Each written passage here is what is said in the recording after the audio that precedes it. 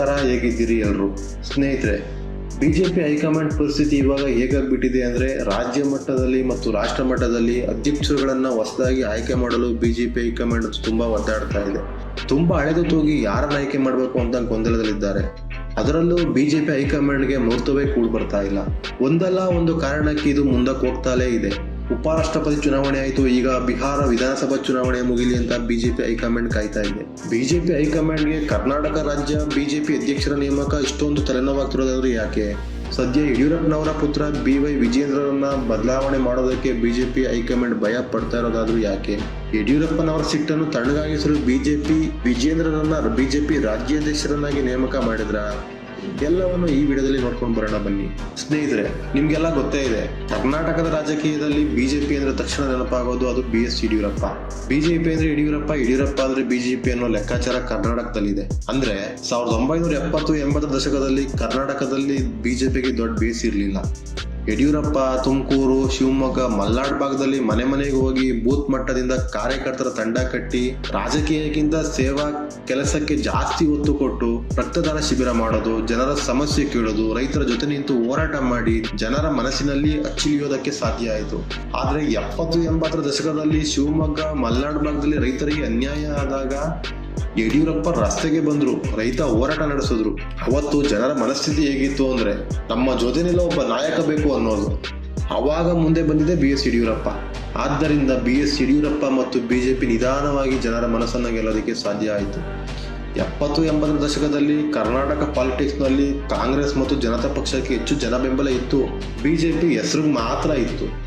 ಸದಸ್ಯರು ಕಡಿಮೆ, ಬೆಂಬಲ ಕಡಿಮೆ, ಸಂಘಟನೆ ಆಲ್ಮೋಸ್ಟ್ ಇಲ್ವೇ ಇಲ್ಲ.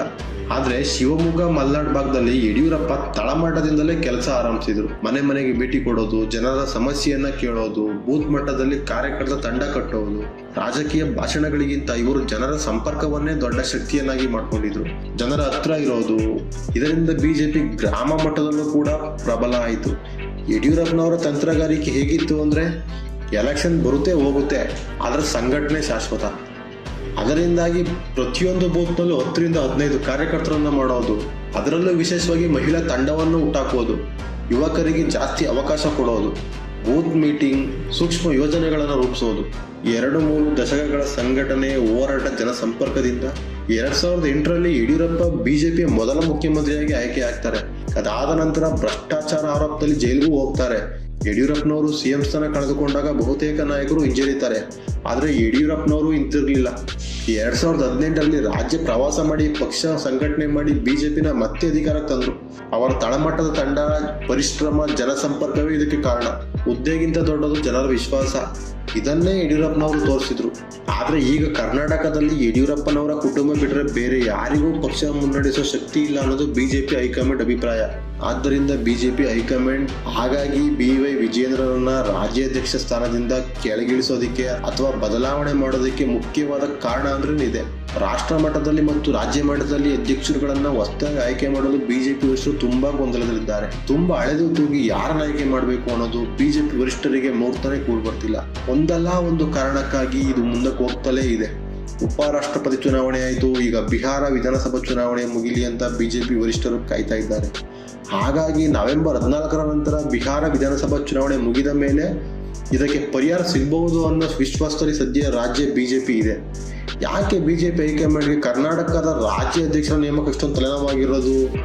ಸುಮಾರು 10 ರಾಜ್ಯಗಳಲ್ಲಿ ರಾಜ್ಯಾಧ್ಯಕ್ಷರ ನೇಮಕಾತಿ ಪೆಂಡಿಂಗ್ ಇತ್ತು. ಒಂದೊಂದಾಗಿಯೇ ಕ್ಲಿಯರ್ ಮಾಡಿಕೊಂಡು ಬಂದ ಕೇಂದ್ರ ಗೃಹ ಸಚಿವ ಅಮಿತ್ ಶಾ ಸದ್ಯ ಬಾಕಿ ಉಳಿಸಿಕೊಂಡಿರುವುದು ಪ್ರಮುಖವಾಗಿ ಉತ್ತರ ಪ್ರದೇಶ ಮತ್ತು ಕರ್ನಾಟಕ ರಾಜ್ಯದ್ದು ಮಾತ್ರ. ಉತ್ತರ ಪ್ರದೇಶ ಮತ್ತು ಕರ್ನಾಟಕ ಎರಡು ಕಡೆಯ ರಾಜ್ಯಾಧ್ಯಕ್ಷರ ನೇಮಕಕ್ಕೆ ಅಡ್ಡಿಯಾಗ್ತಿರೋದು ಅಲ್ಲಿನ ರಾಜ್ಯಗಳಲ್ಲಿರುವ ಗುಂಪುಗಾರಿಕೆ. ಹಾಗಾಗಿ ಬಿಜೆಪಿ ಹೈಕಮಾಂಡ್ ಈಗ ಹೇಗಿದೆಯೋ ಹಾಗೆ ಮುಂದುವರ್ಕೊಂಡು ಹೋಗ್ಲಿ ಅಂತ ತೀರ್ಮಾನಿಸಿದ್ದಾರ ಅನ್ನೋ ಅನುಮಾನ ರಾಜ್ಯ ಬಿಜೆಪಿ ನಾಯಕರಿಗೆ ಮತ್ತು ಕಾರ್ಯಕರ್ತರಿಗೆ ಬಂದಿದೆ. ಈ ನಡುವೆ ಹಾಲಿ ರಾಜ್ಯಾಧ್ಯಕ್ಷ BY ವಿಜೇಂದ್ರರಿಗೆ ಹೊಸ ತಲೆನೋವು ಸಹ ಶುರುವಾಗಿದೆ. 2024ರ ಚುನಾವಣೆಗೂ ಮುನ್ನ ವಿಜೇಂದ್ರ ಅವರನ್ನು ರಾಜ್ಯಾಧ್ಯಕ್ಷರನ್ನಾಗಿ ಆಯ್ಕೆ ಮಾಡಿದ ಬಿಜೆಪಿ ಹೈಕಮಾಂಡ್ ಸಿಟ್ಟುಗೊಂಡಿದ್ದ ಯಡಿಯೂರಪ್ಪನವರನ್ನ ಸಮಾಧಾನ ಮಾಡಲು ಈ ನಿರ್ಧಾರಕ್ಕೆ ಬಂದಿತ್ತು ಬಿಜೆಪಿ ಹೈಕಮಾಂಡ್ ಅಂತ ಹೇಳಲಾಗ್ತಾ ಇದೆ. ಯಾಕೆಂದ್ರೆ ಅದು ಲೋಕಸಭಾ ಚುನಾವಣೆಯಲ್ಲಿ ಪರಿಣಾಮ ಆಗಬಾರದು ಎನ್ನೋ ನಿರ್ಧಾರಕ್ಕೆ ಅಮಿತ್ ಶಾ ಬಂದಿದ್ರು. ಆದರೆ ಲೋಕಸಭಾ ಚುನಾವಣೆ ಮುಗಿದು ಈಗ 1.5 ವರ್ಷ ಆಗಿದೆ. ಆದರೆ ಇಂದಿನ ಪರಿಸ್ಥಿತಿ ಕೇಂದ್ರದ ಬಿಜೆಪಿ ನಾಯಕರಿಗೆ ಇವಾಗ ಇಲ್ಲ. ಜೊತೆಗೆ ಇಲ್ಲಿ ಬಣ ರಾಜಕೀಯ ಜೋರಾಗಿರುವ ಹಿನ್ನೆಲೆಯಲ್ಲಿ ರಾಜ್ಯಾಧ್ಯಕ್ಷರ ನೇಮಕಾತಿ ಪ್ರಕ್ರಿಯೆ ಆಗ್ತಾನೇ ಇಲ್ಲ. ಇದು ರಾಜ್ಯ ಬಿಜೆಪಿ ನಾಯಕರಿಗೆ ಮತ್ತು ಕಾರ್ಯಕರ್ತರಲ್ಲಿ ಗೊಂದಲ ಉಂಟಾಗಿದೆ. ತಮ್ಮ ಪುತ್ರ ವಿಜೇಂದ್ರರನ್ನೇ ರಾಜ್ಯಾಧ್ಯಕ್ಷ ಆಗಿರಲಿ ಅಂತ ಯಡಿಯೂರಪ್ಪನವರು ಹಲವು ನಾಯಕರ ಮೂಲಕ ಒತ್ತಡವನ್ನು ಸಹ ಹೇರ್ತಾ ಇದ್ದಾರೆ. ತಮ್ಮ ಪುತ್ರ ವಿಜೇಂದ್ರ ಅವರೇ ರಾಜ್ಯಾಧ್ಯಕ್ಷ ಆಗಿರಲಿ ಅಂತ ಯಡಿಯೂರಪ್ಪ ಹಲವು ನಾಯಕರ ಮೂಲಕ ಒತ್ತಡ ಹಾಕ್ತಿದ್ರು ಸಹ ವಿಜೇಂದ್ರ ಅವರನ್ನ ಮುಂದುವರಿಸಬಾರದು ಎನ್ನುವ ಒತ್ತಡವೂ ಕೂಡ ಅಷ್ಟೇ ಇದೆ. ಬಿಜೆಪಿ ರಾಷ್ಟ್ರೀಯ ಸಂಘಟನಾ ಕಾರ್ಯದರ್ಶಿ BL ಸಂತೋಷ್ ಕೂಡ ವಿಜೇಂದ್ರ ಅವರ ಪರವಾಗಿದ್ದಾರೆ ಅಂತಲೂ ಸಹ ಹೇಳಲಾಗ್ತಾ ಇದೆ. ಈ ನಡುವೆ ವಿಜೇಂದ್ರ ಮತ್ತು ವಿಪಕ್ಷ ನಾಯಕ ಅಶೋಕ್ ವಿರುದ್ಧ ಕೇಂದ್ರದ ನಾಯಕರಿಗೆ ದೂರು ಹೋಗಿದೆ ಎನ್ನುವ ಹೊಸ ಸುದ್ದಿ ಕೂಡ ಹರಿದಾಡ್ತಾ ಇದೆ. ಬಸವರಾಜ ಬೊಮ್ಮಾಯಿ ಅವರ ಸರ್ಕಾರ ಅಧಿಕಾರದಲ್ಲಿದ್ದಾಗ ಬಿಜೆಪಿಗೆ ದೊಡ್ಡ ಮುಜುಗರ ತಂದಿದ್ದು ಅಂದ್ರೆ ಗುತ್ತಿಗೆದಾರರು ಆರೋಪಿಸಿದ 40% ಕಮಿಷನ್ ವಿಚಾರ. PCM ಎಂದು ಕಾಂಗ್ರೆಸ್ ಇದನ್ನು ವ್ಯವಸ್ಥಿತವಾಗಿ ಬಿಜೆಪಿ ವಿರುದ್ಧ ಬಳಸಿಕೊಂಡಿತ್ತು. ಈಗ 40%ಗಿಂತ ಜಾಸ್ತಿ ಕಮಿಷನ್ ಆರೋಪ ಗುತ್ತಿಗೆದಾರರು CM ಸಿದ್ದರಾಮಯ್ಯ ಸರ್ಕಾರದ ವಿರುದ್ಧ ಮಾತನಾಡ್ತಿದ್ರು. ಅದನ್ನು ಸರಿಯಾಗಿ ಬಳಸಿಕೊಳ್ಳಲು ನಮ್ಮ ನಾಯಕರು ಉತ್ಸುಕತೆ ತೋರುತ್ತಿಲ್ಲ ಅಂತ ನೇರವಾಗಿ ವಿಜೇಂದ್ರ ವಿರುದ್ಧ ಲೆಟರ್ಗಳು ಬಿಜೆಪಿ ಕೇಂದ್ರದ ನಾಯಕರಿಗೆ ಹೋಗ್ತಾ ಇವೆ ಎನ್ನುವುದು ಸಹ ಕೇಳಿ ಬರ್ತಾ ಇದೆ. ಭ್ರಷ್ಟಾಚಾರದ ಹಲವು ಆರೋಪಗಳು ರಾಜ್ಯ ಸರ್ಕಾರದ ವಿರುದ್ಧ ಬರುತ್ತಿದ್ದರೂ ಎಲ್ಲೋ ಕಾಟಾಚಾರಕ್ಕೆ ಪ್ರತಿಭಟನೆಗಳು ನಮ್ಮಲ್ಲಿ ನಡೆಯುತ್ತಿವೆ. ಜನರೇ ರಾಜ್ಯದ ಬಿಜೆಪಿ ಘಟಕ ಆಕ್ಟಿವ್ ಆಗಿಲ್ಲ ಎನ್ನುವ ರೀತಿಯಲ್ಲಿ ಮಾತನಾಡ್ಕೊಳ್ತಾ ಇದ್ದಾರೆ. ಕಾಂಗ್ರೆಸ್ ಸರ್ಕಾರದ ವಿರುದ್ಧ ಗುತ್ತಿಗೆದಾರರು 80% ಕಮಿಷನ್ ಆರೋಪ ಮಾಡುತ್ತಿದ್ದಾರೆ.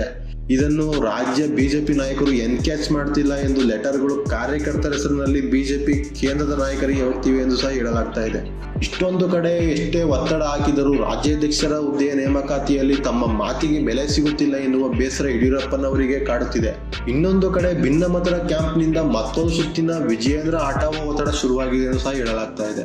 ಸದ್ಯದ ಮಟ್ಟಿಗೆ ಬಿಜೆಪಿ ವರಿಷ್ಠರ ಅಂಗಣಕ್ಕೆ ಹೋಗಿರುವ ಕಾರ್ಯಕರ್ತರ ಲೆಟರ್ ಅನ್ನು ಬಿಜೆಪಿ ವರಿಷ್ಠರು ಯಾವ ರೀತಿ ತೆಗೆದುಕೊಳ್ಳಲಿದ್ದಾರೆ ಎನ್ನುವುದು ಮುಖ್ಯವಾಗಿದೆ.